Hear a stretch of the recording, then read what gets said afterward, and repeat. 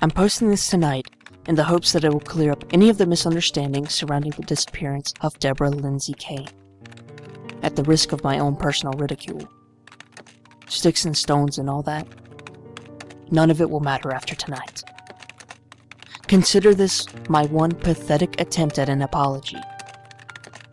If nothing else, it's sort of my fault what happened. Even in her heyday, internet blogger Sugarcane was just another web comedian. She was funnier than the average, and certainly skilled with a pen, but otherwise no more remarkable than the rest. For years, the circumstances surrounding her disappearance were only occasionally mentioned, and only in the most obscure threads on a couple of forums. She would have been forgotten forever if those city workers hadn't found the tape recorder last Monday. Sugarcane's true identity was a boyishly cute redhead named Deborah Lindsay Kane. Her sister Peyton described her as a bag of fists, nails, and opinions. Just looking for an excuse to burst open on somebody. Nurtured by beer and spite. Since our papa died in 91. Deborah unintentionally began her career as a humor blogger when she let her friends talk her into setting up a MySpace account. She thought blogs were self-absorbed, whiny, and without substance, and thus used her MySpace page to parody the asinine ramblings of her peers. After a while, she graduated to belittling popular culture and occasionally reviewing books, comics, movies, and whatever hate mail she received from her growing reader base.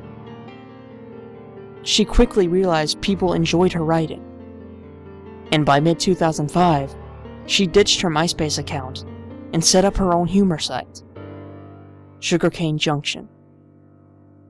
Despite Deborah's more than decent writing, the site was mediocre at best. Most net junkies likely never knew that she existed, much less that she'd vanished and possibly been murdered. Until the city workers found the tape, that is. Sugarcane Junction never failed to celebrate whatever holidays and festivals came its way, and its seasonal articles were usually the most eagerly anticipated. Deborah composed surprisingly witty drinking songs for her Oktoberfest review, and a touching poem for Father's Day that she refused to talk about afterward. For her 2005 Christmas rant, she wrote a series of parodied Bible passages that broke her weekly hate mail record overnight. Back then, I was known as Dead as 50, and counted among Sugarcane's regular readers. During the first week of October 2006, I suggested that she spend the night in the Daly family's haunted house and write about the experience for her Halloween article. She announced to her readers that I was a child and a moron. I added a $1,000 prize to the mix, and she eagerly accepted. On the last week of October, Deborah announced that she would be making the hour-long drive to the Daly house for a spooky sleepover. She embarked on the evening of the 29th, encouraging her readers to stay tuned for the details of her $1,000 journey through the haunted Daly house. I had every intention of awarding her the money, and I would have never mentioned the Dalys if I had known what would happen. Deborah always researched her subject before or after her journeys, as she liked to call any experience she blogged about, if only to make her praise or mockery of it all the more complete. In her apartment, the police found stacks of newspaper clippings about the Daly family, as far back as 1960. Praise for Kevin Daly and the lives he saved as a firefighter. His marriage to sweetheart Naomi Welsh in 1970. The birth of their son, Jeff, in 1971. Jeff's growing fame as an abstract artist at only 12 months of age.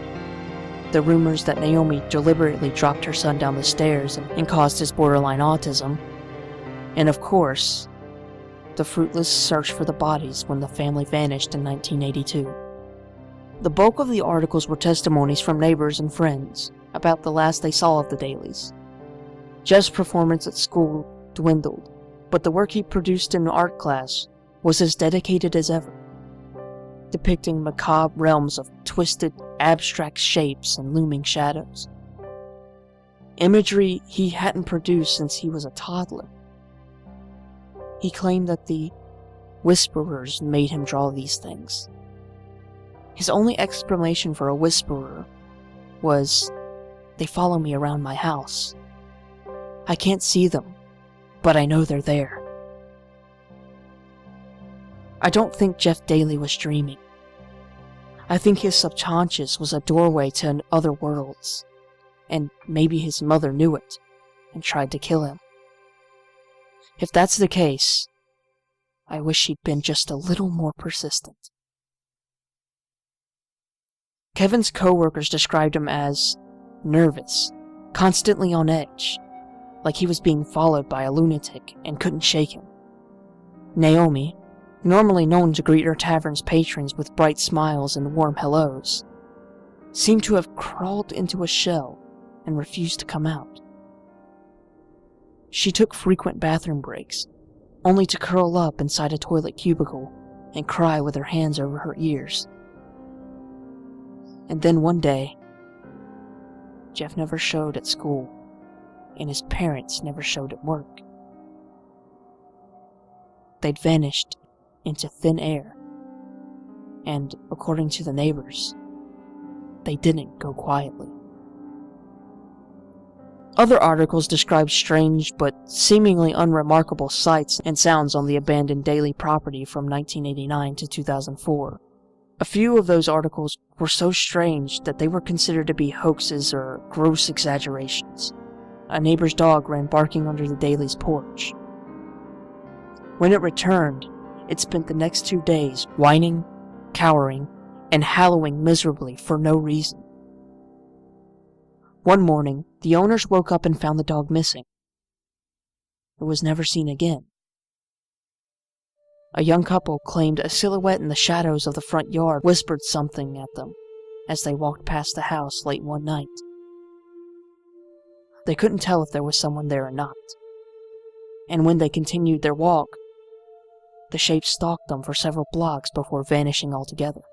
Several mailmen gave identical accounts of hearing movement and gibbering voices inside the house while on their routes.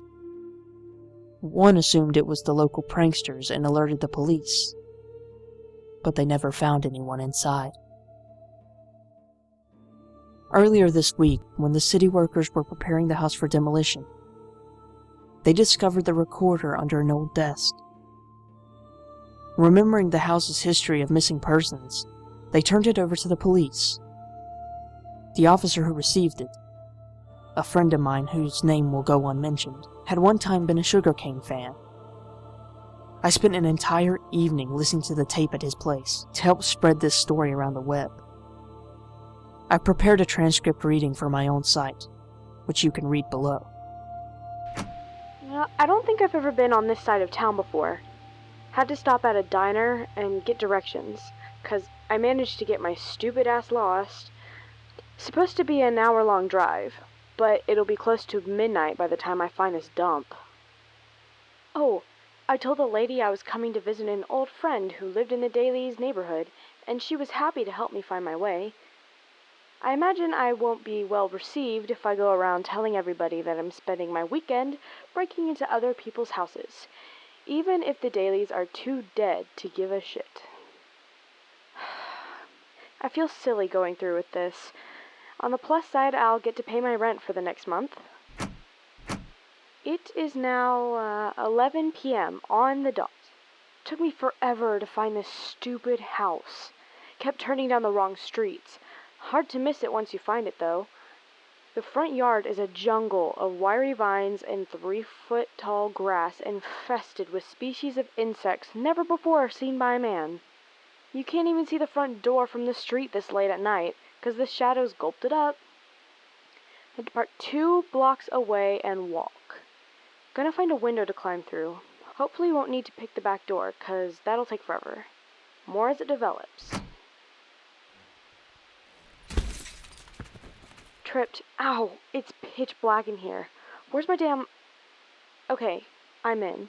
My camp is set up in the... I guess this was the office. There's a dusty old desk next to the window I just climbed through, and a bookcase to the right of the door. Both are bare. I'm about to take my tour of the house. Camera ready, although this place isn't much to look at. Keeping the flash off, so the pictures might need to be tweaked when I get back. I ought to keep the flashlight off and just let my eyes adjust, but yeah, I'm gonna do that. The house is a really roomy 2-story deal. Oh, there you are, you elusive stairs. Carpet's been all torn up except for one corner of the living room, so the floor's all crusty wooden boards. A moldy bathroom untouched since 1982. Oh, goddamn wolf spiders everywhere.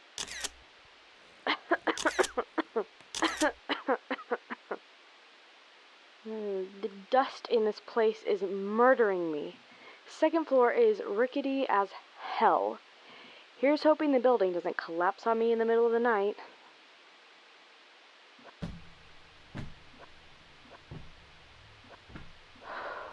I think that's it for the tour. I'm off to sleep with the spiders. Found a loose board in the office floor, previously pried up loose. I'll have to check it out in the morning. Oh God, I can't breathe in this place. Alright, time for bed. We'll finish up our notes tomorrow. Good night.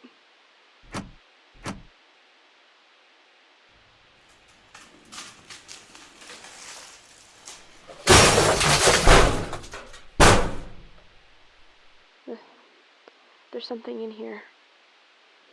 Fucking rats, I knew it. I hear them scuttling in the living room walls. I should have brought a cot. Okay, well, I won't be sleeping tonight after all, so I'm prying up that board to pass the time. More as it develops.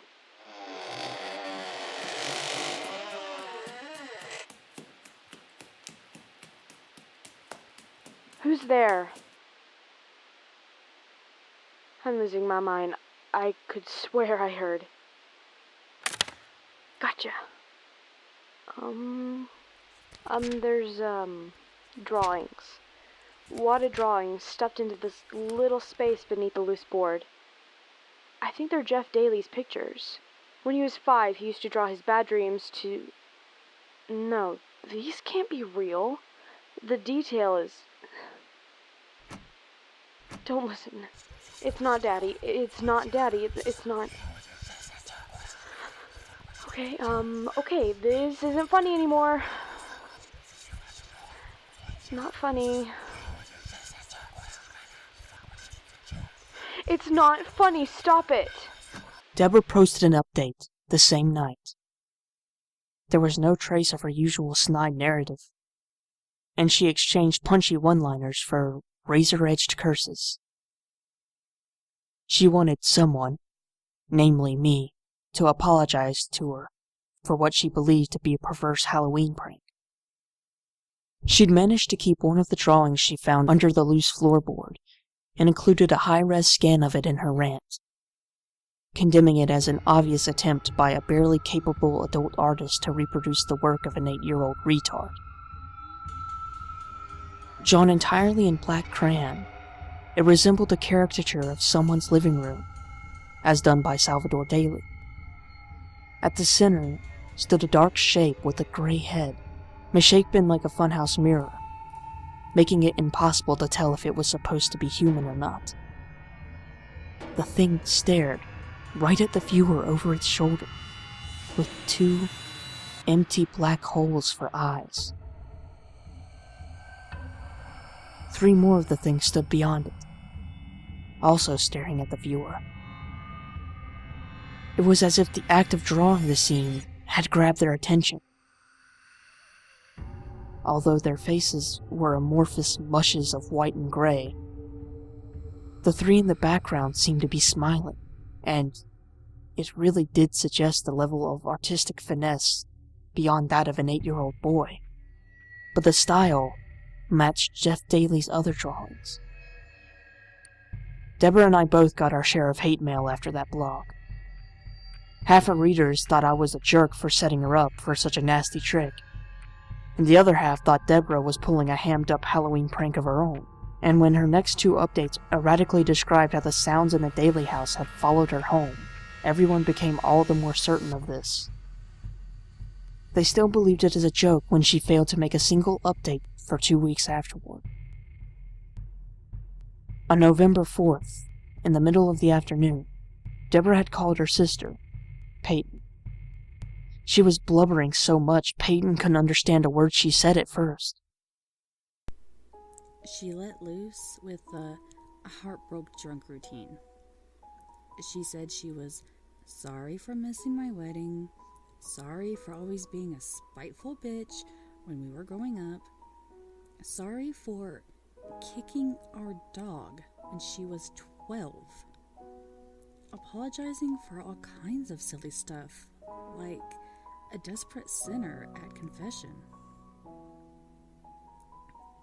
She stopped to catch her breath, and I heard someone else in the room with her, talking quiet, like they didn't want me to hear. I asked if she wanted me to come over. She started sobbing again, and said, "I hear Daddy, but it isn't Daddy." Then she hung up, and I called the police. They didn't find anyone when they got there. I was talking to her only minutes before. Most folks still think Deborah's abduction by the whispering stalkers of Jeff Daly's nightmares is a hoax orchestrated by Deborah or by some other sick individual. This tape has been proven a fake by one ignorant skeptic after another. And it won't be long before Sugarcane Junction fades into obscurity once again. I hope to prevent this. Not because I feel pity for Deborah Lindsay Kane, though I really do feel pity for her, but because I hope to prevent others from vanishing like she vanished, and like the city workers who found the tape vanished, and like my friend vanished. They mark their territory, like they mark the Daily House and the tape. And they can smell anything that comes in contact with it. Once they smell you, they hunt you like bloodhounds until they've marked you too. They call to you softly, like they're afraid to talk too loud. Sometimes 2 rooms away, and sometimes right next to you. They imitate the people you're closest to. Maybe they think it's funny. But you can't listen to them. You have to shut them out. Otherwise, you'll be too scared to open your eyes or move a muscle. You won't have a chance to kill yourself before they drag you to whatever unholy, hellish place Deborah Lindsay Kane was taken to. I have to go take a bath with my toaster now. Mother has been calling me for the last hour, even though she's been dead for 5 years.